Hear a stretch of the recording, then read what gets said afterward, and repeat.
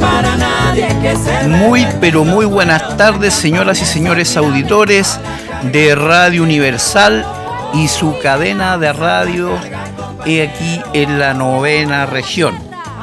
Una vez más, este es el segundo programa de Acá la Voz Constituyente, con el suscrito, quien, ¿no es cierto?, dirige este programa, y con José Antonio Jerez, candidato a consejero constitucional en representación del Partido Socialista y panelista estable de nuestro programa.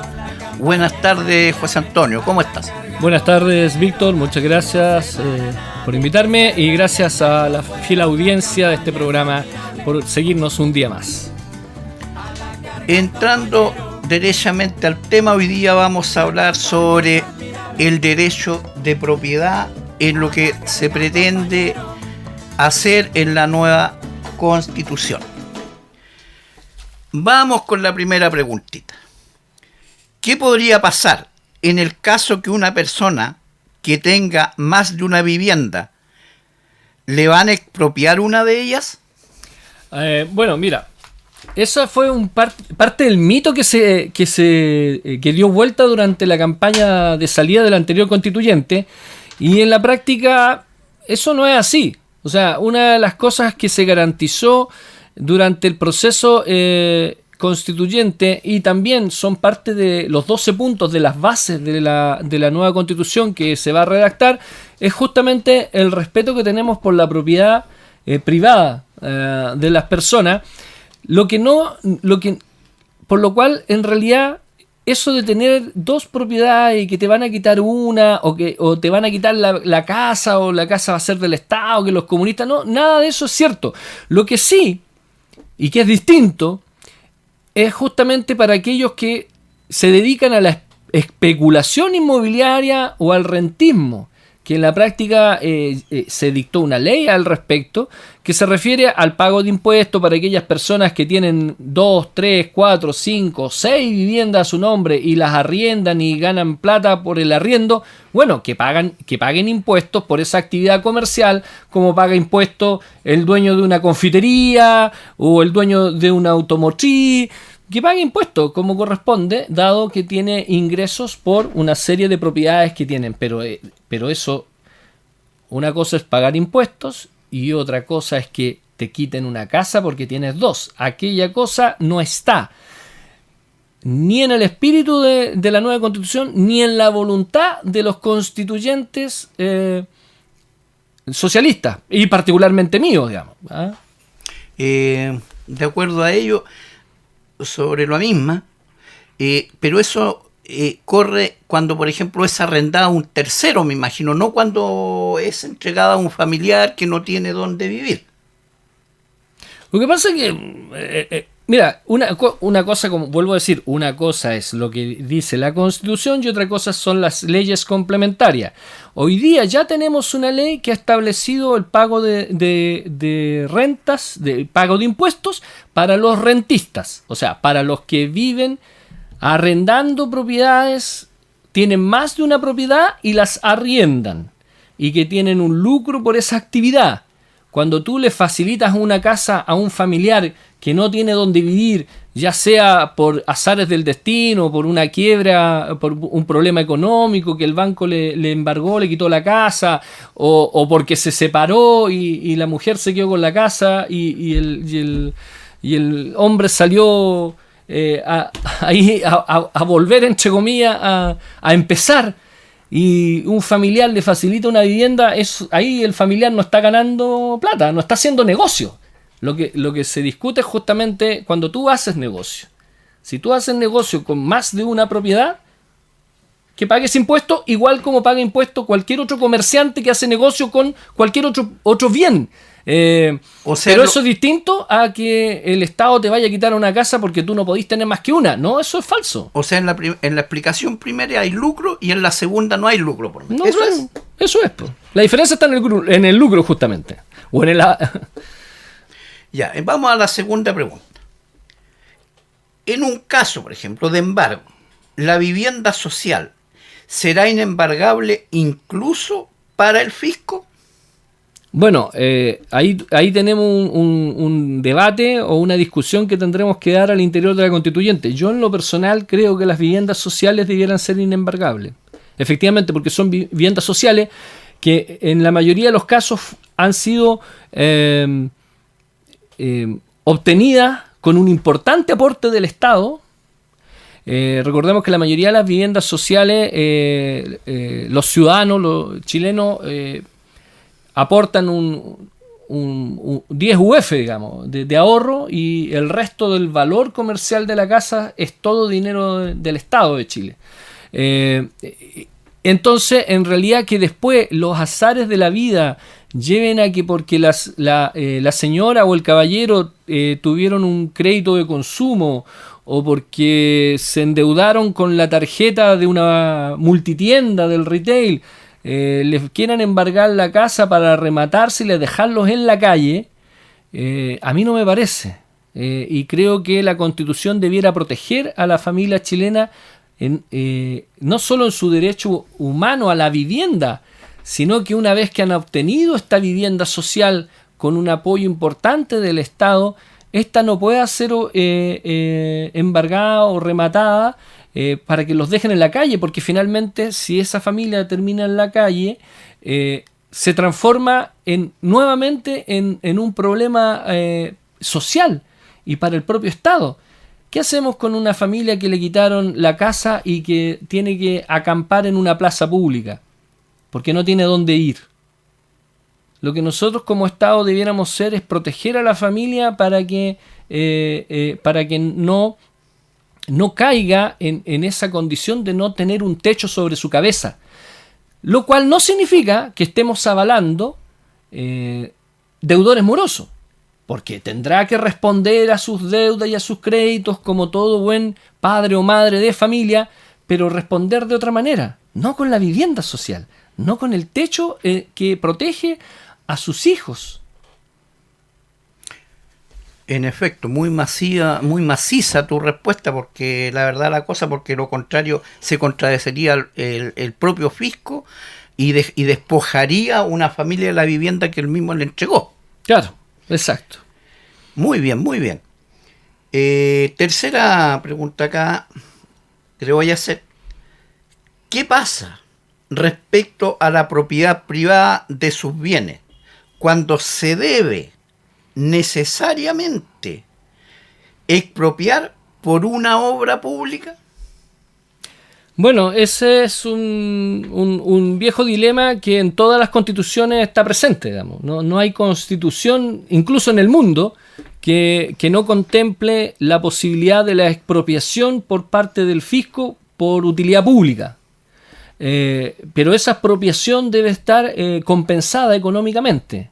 O sea, si debemos construir una carretera, un bypass, por ejemplo, como ocurrió en el caso de Temuco, donde se hizo el bypass por Padre Las Casas, donde se expropiaron tierras a comunidades mapuche, esas tierras fueron compensadas y se les pagó por esa expropiación y se les compró otro terreno para reponer las tierras que se habían ocupado.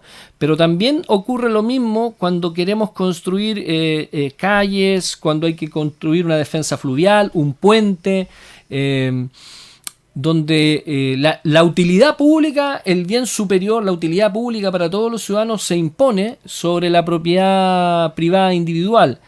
En esos casos, a mí me parece que efectivamente esa facultad, por el bien superior del Estado, debe permanecer como ha sido hasta la fecha en todas las constituciones,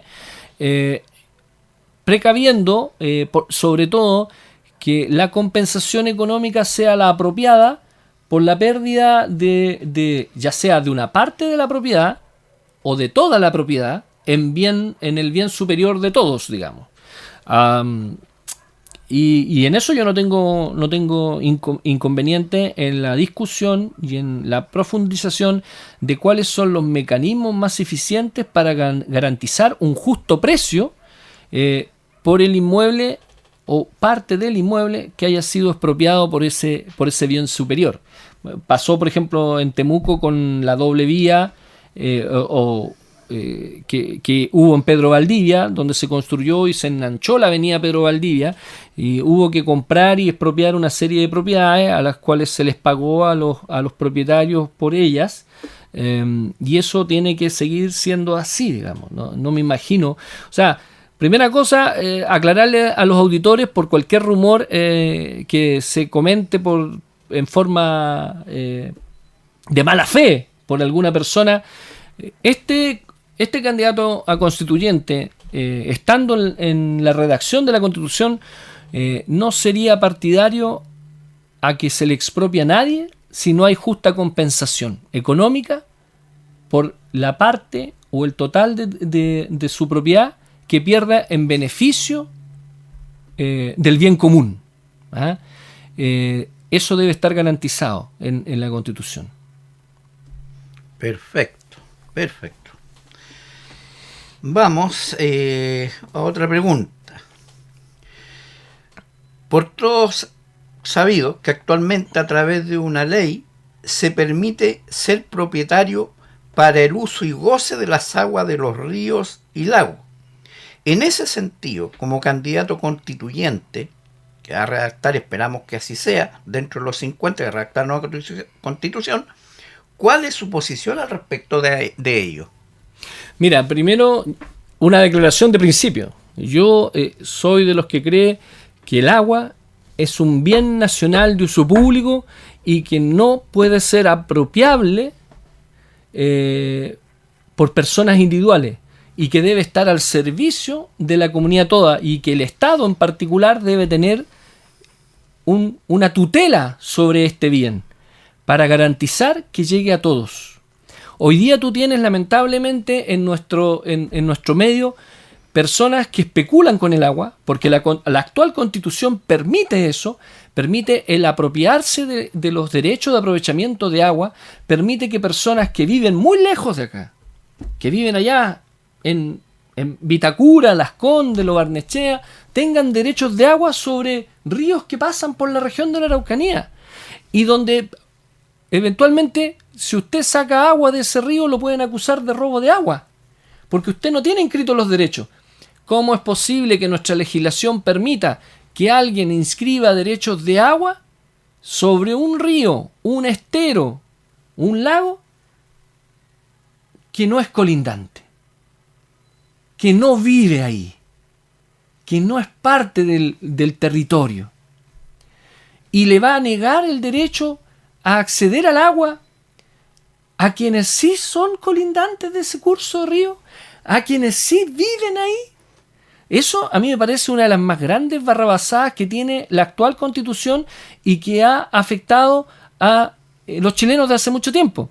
Hace poco tiempo atrás se descubrió que la bajada del lago Caburga no era nada por efecto del cambio climático, ni el terremoto del 2010, ni uno de esos mitos que se contaron, sino que finalmente se descubrió que alguien inscribió los derechos de agua, desvió un río que alimentaba el Caburga y se estaba llevando el agua hacia Conco, desde el Caburga hacia el sector del lago Colico, y disminuyó todo el agua del lago Caburga en ese efecto. El otro caso que es emblemático, del cual nos tenemos que hacer cargo, es el caso en plena faena, tratando de combatir los incendios forestales. Tú tienes un particular que se negaba a que los helicópteros sacaran agua de su pileta porque el agua es del po. El vecino se estaba quemando, pero él estaba defendiendo su derecho privado al agua. Bueno, y si el vecino se quema, bien, gracias, no somos solidarios. Hay situaciones extraordinarias donde el Estado debiera tener el control sobre cómo se usa el agua para que alcance para todo. Cuando los paltos están bien regados, pero abajo del río los animalitos de crianza y el resto de agricultura hortalicera mueren, porque yo ejerzo mi derecho de agua que tengo inscrito y riego todas mis plantas y los demás que se jodan. No, pues. tenemos que compartir el agua como un bien nacional de uso público para todos. Y no puede ocurrir este tipo de hechos. Además, parece paradojal o muy curioso que en la región de la Araucanía, una de las regiones que tiene la más alta pluviometría del país, en verano tengamos que estar repartiendo agua en camiones de aljibe, porque no alcanza el agua para todos los campesinos de nuestra región. Perfecto. Creo que respuestas han sido muy masivas, o sea, muy macizas, muy contundentes. Excelente. También, ¿qué me puedes decir sobre la propiedad intelectual? ¿La protegerías en la nueva Constitución? Mira, claro que sí, pero no solamente la propiedad intelectual entendida como toda creación humana debe ser protegida por un lapso de tiempo que le garantice a esa persona su creación y su arte. No solamente la protección intelectual pensada como la creación científica, como la creación artística, como las obras literarias, teatro, pintura, todo lo que sea creado por la inteligencia, por las capacidades humanas, debieran también tener una protección, porque de repente tenemos segmentos en los cuales se aprovechan de la creatividad. Yo te voy a dar un ejemplo muy coloquial para los radioescuchas, que incluso el Bombo Fica lo ha incorporado a su rutina. Bombo Fica actúa para la televisión o para el festival tanto, y resulta que después sus apariciones se repiten por los canales de televisión más de una vez y no le pagan ni uno por repetir sus rutinas. Las grandes televisoras le están robando su creatividad al Bombo Fica, pero eso no es ilegal en Chile. El Bombo no está protegido, no puede presentar un recurso de protección en contra de los canales de televisión porque le están reproduciendo su rutina en ciertos periodos del tiempo. Cuando no tienen programa, van y repiten lo mejor de... Y aparece el Bombo Fica de repente, y él en su rutina lo dijo en esta temporada, cuando decía: soy el único humorista que aparece en 4 canales al mismo tiempo. Háganme esa, la habilidad del Bombo, porque resulta que en uno está en directo y en los otros 3 están pasando repeticiones de sus actuaciones anteriores. Bueno, y su propiedad intelectual respecto a la rutina humorística que él creó, no se la respetan. Bueno, eso debiera ser protegido. Más allá de que, respecto de determinadas materias, mientras el hombre esté vivo, debieran tener cierta protección y ciertos derechos sobre las mismas. Lo mismo pasa respecto de otra área. Distinto es... ¿Y cuánto tiempo vamos a proteger esa propiedad intelectual? Eso podemos discutirlo. Porque también yo entiendo que hay quienes sostienen que, por ejemplo, la propiedad intelectual sobre los medicamentos que permiten derechos de patente, que los encarecen y que impiden que nosotros produzcamos esos mismos medicamentos, no podrían ser eternas también por el bien de la salud pública y el bien superior de la población. Yo reconozco ese derecho de propiedad también, pero creo que debiera tener una limitación. Bueno, estamos llegando prácticamente al final de nuestro programa, y que también pensamos que también es el programa de ustedes, los auditores, porque gracias a ustedes nosotros también estamos acá, pues.